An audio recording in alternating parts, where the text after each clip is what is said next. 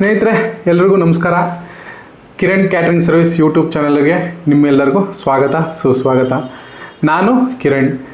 ಕೃಷ್ಣಮೂರ್ತಿ ಅಂತ ನಮ್ಮ ತಂದೆ ನಿಮ್ಮೆಲ್ಲರಿಗೂ ಆಲ್ಮೋಸ್ಟ್ ಗೊತ್ತಿರ್ತಾರೆ, ಯಾಕೆಂದರೆ ಅವರು ಕೂಡ ಕ್ಯಾಟರಿಂಗ್ ಸರ್ವಿಸ್ನೇ ಮಾಡ್ಕೊಂಡು ಹೋಗ್ತಾಯಿದ್ರು. ನಾವು ಕೂಡ ಅದನ್ನೇ ಮುಂದುವರ್ಸ್ಕೊಂಡು ಹೋಗ್ತಾ ಇದ್ದೀವಿ. ಇವತ್ತು ನನ್ನ ಮೊದಲನೇ ವಿಡಿಯೋ ಆದ ಕಾರಣ ನಾನು ನಿಮ್ಮೆಲ್ಲರಿಗೂ ನಮ್ಮ ಕ್ಯಾಟರಿಂಗ್ ಸ್ಪೆಷಲ್ ತುಪ್ಪದ ಸಜ್ಜಿಗೆ ಮಾಡೋದು ಹೇಗೆ ಅಂತ ತೋರಿಸ್ಕೊಡ್ತೀನಿ ಸ್ನೇಹಿತರೆ ನೀವೆಲ್ಲರೂ ಆಲ್ಮೋಸ್ಟ್ ಕ್ಯಾಟ್ರಿಂಗ್ಗಳಲ್ಲಿ, ಗುರುಪ್ರವೇಶದಲ್ಲಿ, ಸತ್ಯನಾರಾಯಣ ಸ್ವಾಮಿ ಪೂಜೆಯಲ್ಲಿ ಆಲ್ಮೋಸ್ಟ್ ತುಪ್ಪದ ಸಜ್ಜಿಗೆ ತಿಂದಿರ್ತೀರ. ಅದು ತುಂಬ ಚೆನ್ನಾಗಿರುತ್ತೆ.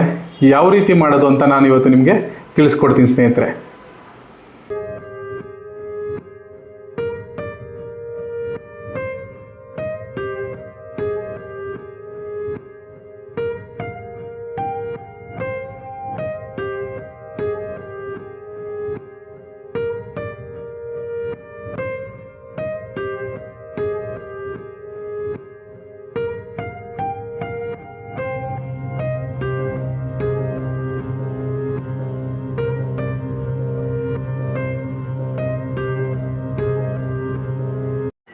ಸ್ನೇಹಿತರೆ ಈಗ ನೋಡಿ, 1 ಕಪ್ಪಷ್ಟು ಚಿರೋಟಿ ರವೆ ತೊಗೊಂಡಿದ್ದೀನಿ. ಅದಕ್ಕೆ 2 ಕಪ್ಪಷ್ಟು ನೀರು, 1 ಕಪ್ಪಷ್ಟು ಹಾಲು ಹಾಕೋಬೇಕು. ಮೊದಲು ಒಂದು ಪಾತ್ರೆ ಇಟ್ಕೊಂಡಿದ್ದೀವಿ. ಪಾತ್ರೆ ಇಟ್ಬಿಟ್ಟು 2 ಕಪ್ಪಷ್ಟು ನೀರು, 1 ಕಪ್ಪಷ್ಟು ಹಾಲು ಹಾಕೋಣ. ಈಗ ನೋಡಿ, ಈಗ ನಾವು ಈ ಕಪ್ಪಲ್ಲಿ 2 ಕಪ್ಪಷ್ಟು ನೀರು ಫುಲ್ಲಾಗಿ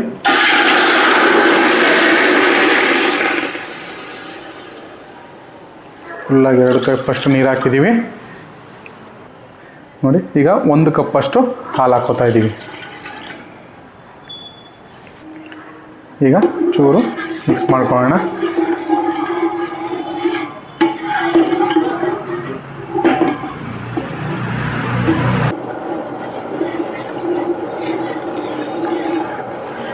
ಸ್ನೇಹಿತರೆ, ಈಗ ಹಾಲು ಚೆನ್ನಾಗಿ ಕುದಿಬೇಕು.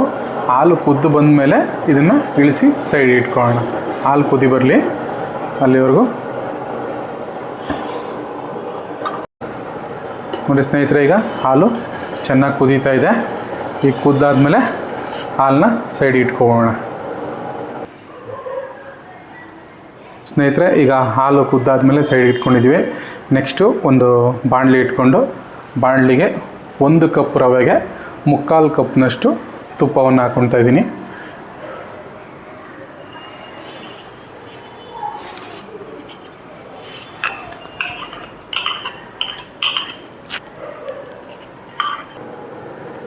ತುಪ್ಪ ಬಿಸಿ ಆದಮೇಲೆ 1 ಕಪ್ಪಷ್ಟು ರವೆನ ಹಾಕ್ಕೋತಾ ಇದ್ದೀನಿ ಕಂಪ್ಲೀಟ್.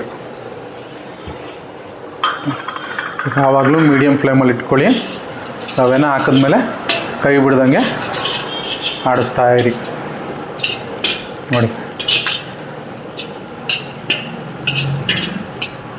ಚಿರೋಟಿ ರವೆ ಹಾಕಿದ ತಕ್ಷಣ ತುಪ್ಪದ ಜೊತೆಗೆ ಘಮ ಘಮ ಅಂತ ಸ್ಮೆಲ್ ಆಗಲೇ ಸ್ಟಾರ್ಟ್ ಆಗ್ತಾಯಿದೆ ಸ್ನೇಹಿತರೆ.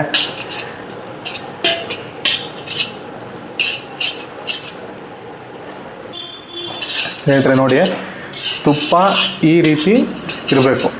ಇದಕ್ಕೆ ರವೆ ಹಾಕಿದ ತಕ್ಷಣ ಈ ರೀತಿ ಕನ್ಸಿಸ್ಟೆನ್ಸಿ ಬರಬೇಕು. ಆವಾಗ ನೀವು ತುಪ್ಪ ಕರೆಕ್ಟಾಗಿ ಹಾಕಿದ್ದೀರಾ ಅಂತ ಇರುತ್ತೆ. ಕೈ ಬಿಡ್ದಂಗೆ ಚೆನ್ನಾಗಿ ರವೆ ನುರಿಬೇಕು. ಕೆಲವರು ಮನೆಯಲ್ಲಿ ಏನು ಮಾಡ್ತಾರೆ ಅಂದರೆ, ಆಲ್ಮೋಸ್ಟು ಫಸ್ಟು ರವೆನ ಹುರ್ಕೊಬಿಡ್ತಾರೆ, ಆಮೇಲೆ ತುಪ್ಪದಲ್ಲಿ ಒಗ್ಗರಣೆ ಮಾಡ್ತಾರೆ. ನಾವು ಆದರೆ ಕ್ಯಾಟ್ರಿಂಗ್ ಸ್ಟೈಲ್ಗಳಲ್ಲಿ ಹಾಗಲ್ಲ ಸ್ನೇಹಿತರೆ. ನಾವು ಫಸ್ಟು ತುಪ್ಪದಲ್ಲೇ ಕಂಪ್ಲೀಟ್ಲಿ ರವೆನ ಕೆಂಪಗಾಗೋಷ್ಟು ಹುರಿತಾ ಇರ್ತೀವಿ. ಆವಾಗಲೇ ನಮಗೆ ಅದು ಕನ್ಸಿಸ್ಟೆನ್ಸಿ ಚೆನ್ನಾಗಿ ಬರೋದು, ಒಳ್ಳೆ ಸೂಪರಾಗಿ ಬರುತ್ತೆ ನಿಮಗೆ. ನೋಡಿ ಸ್ನೇಹಿತರೆ, ಈಗ ರವೆ ಕೆಂಪಾಗ್ತಾ ಬರ್ತಾಯಿದೆ. ಈ ಥರ ರವೆ ಚೆನ್ನಾಗಿ ಕೆಂಪಾಗಿ ಹುರಿದಾಗ ಮಾತ್ರ ನಮಗೆ ಸಜ್ಜಿಗೆ ತುಂಬ ಚೆನ್ನಾಗಿ ಬರುತ್ತೆ.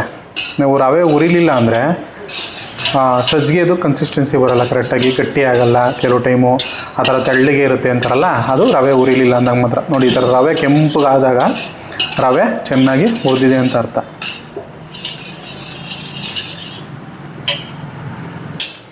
ಓಕೆ, ಈಗ ರವೆ ಕೆಂಪಾಗಿದೆ. ಈ ಟೈಮಲ್ಲಿ ನಾವು ದ್ರಾಕ್ಷಿ, ಗೋಡಂಬಿ ಒಂದೊಂದು ಹಿಡಿನ ಆ್ಯಡ್ ಮಾಡ್ಕೋತಾ ಇದ್ದೀವಿ.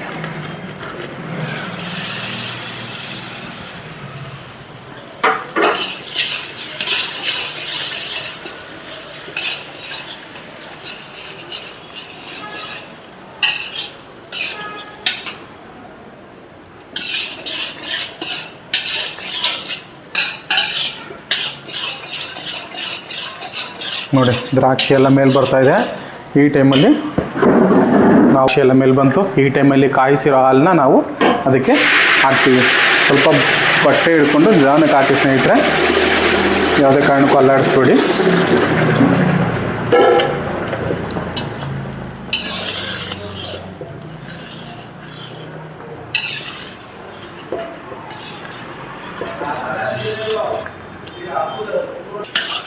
ನೋಡಿ ಸ್ನೇಹಿತರೆ, ಗಟ್ಟಿ ಆಗ್ತಾ ಬಂತು ರವೆ.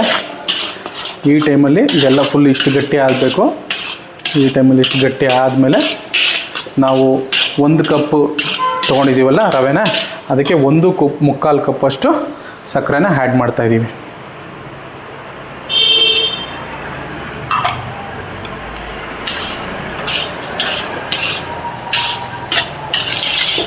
ಇವಾಗ ಇನ್ನೂ ಸ್ವಲ್ಪ ತೆಳುವಾಗುತ್ತೆ ಸಜ್ಜಿಗೆ, ಆಮೇಲೆ ತಿರ್ಗಾ ಗಟ್ಟಿ ಆಗುತ್ತೆ.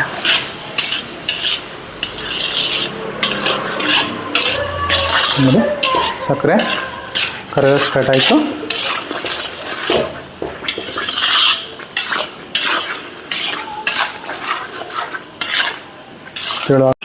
ನೋಡಿ ಸ್ನೇಹಿತರೆ, ಈಗ ಆಲ್ಮೋಸ್ಟ್ ಗಟ್ಟಿ ಆಗ್ತಾ ಬರ್ತಾಯಿದೆ.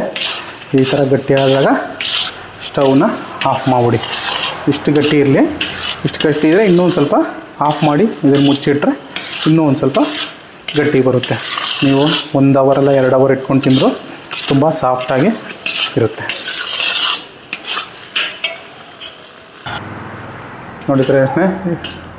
ನೋಡಿ ಸ್ನೇಹಿತರೆ, ಈಗ ಕರೆಕ್ಟ್ ಕನ್ಸಿಸ್ಟೆನ್ಸಿ ಬಂದಿದೆ.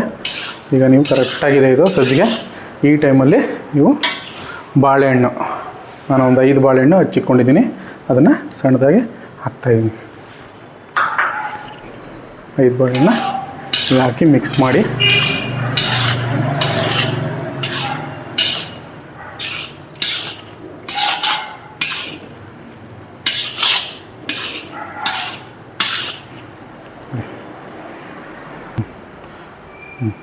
ಓಕೆ. ಈಗ ಸಜ್ಜಿಗೆ ರೆಡಿ ಇದೆ. ನೋಡಿ ಸ್ನೇಹಿತರೆ, ಈಗ ಸಜ್ಜಿಗೆ ರೆಡಿಯಾಗಿದೆ. ದೇವ್ರಿಗೆ ನೈವೇದ್ಯ ಇಟ್ಟು ರುಚಿಯಾಗಿದೆ ಅಂತ ಹೇಳೋಣ.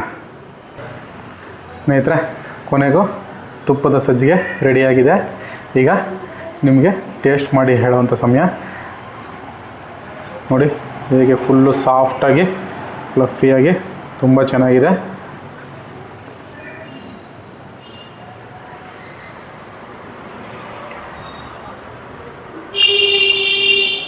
ಕೆಲವರು ಸ್ನೇಹಿತರೆ ಬಾಯಿಗೆ ಇಟ್ಟಿದ ತಕ್ಷಣ